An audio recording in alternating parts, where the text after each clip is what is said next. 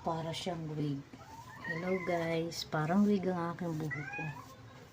Basta ito nagupit. Dapat siguro pagupit ko ulit. Diyan!